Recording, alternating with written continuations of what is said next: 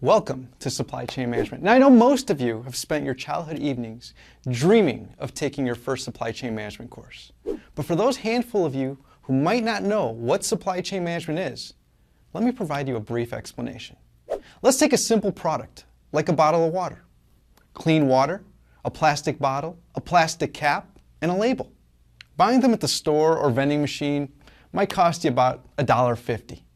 How much of that do you think is profit? Nope. Wrong. Wrong again. Not likely. Water. A plastic bottle and a label. That couldn't cost more than 50 cents. And if you buy them in bulk, how could each bottle not give you at least $1 in profit? Seriously. If you think you can make $1 per bottle, you should drop out of college right now and get into the bottled water business. You see, this right here illustrates one of the most common consumer misconceptions. Product cost is not equal to material cost. And in business, you don't have the luxury of thinking only as a consumer. You need to think like a business executive, or better yet, an entrepreneur. So, in order to figure out where all that profit went, we need to imagine what it took for that bottle of water to get into your hands.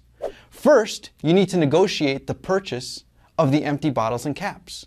Those bottles will be much easier to transport if they're in boxes. We'll need to shrink wrap those bottles so they don't fall out of the box. We can move a whole lot of boxes quickly if they're all put on pallets. In order to move the pallets, you'll need a forklift, which means you'll need a forklift driver.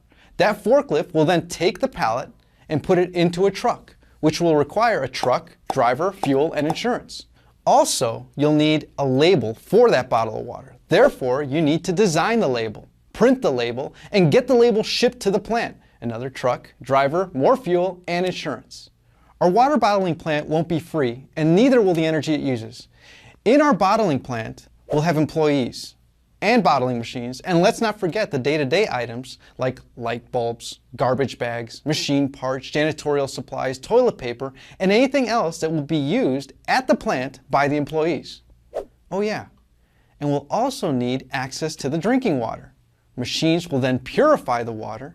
Other machines will bottle the water and affix the labels to the bottles. And still, another set of machines will box, shrink wrap, and then palletize the bottles. In order to move those pallets, again, you'll need a forklift, which means we'll need another forklift driver. That forklift will then take the pallets and put them into trucks headed to the distribution centers. And, as we've seen, those trucks will require drivers, fuel, and insurance. Those distribution centers will also require employees, forklifts, and energy. From the distribution center, they'll head out to retail stores on still another truck, which will require a driver, fuel, and insurance. That store will need employees to unload the truck, stock the bottles of water on the shelf or refrigerator. If you have a refrigerator, you'll of course need energy. If we want to secure our stock, we may get a security guard or a security system. And of course, the store will likely get insurance. Also, imagine the costs associated with returning and replacing bottles that are damaged. Oh, and for some reason, even bottles of water sometimes have 1-800 numbers, which means you'll need a staffed call center to answer the customer's questions about your bottle of water. Wow! All those materials, boxes, people, machines, buildings, energy, fuel, and vehicles, they cost money. Those things weren't free, and they probably weren't used efficiently, and it's likely that several bottles didn't survive the journey to the consumer. Oh, and by the way, the employees at the water company, you know, the ones that work in finance, accounting, marketing, human resources, and IT, they want a paycheck too. So, through that simple example of a super simple product, we're beginning to see that companies face challenges when they buy things, make things, move things, sell things, and service things, which includes repair and maintenance. Oh, and let's not forget, companies need to do all of these things using sustainable materials, energy, and methods. Guess whose job it is to make sure that all these things happen flawlessly, with minimal effort, and of course at minimal cost? You guessed it, supply chain managers. The supply chain manager needs to be able to do all of these things.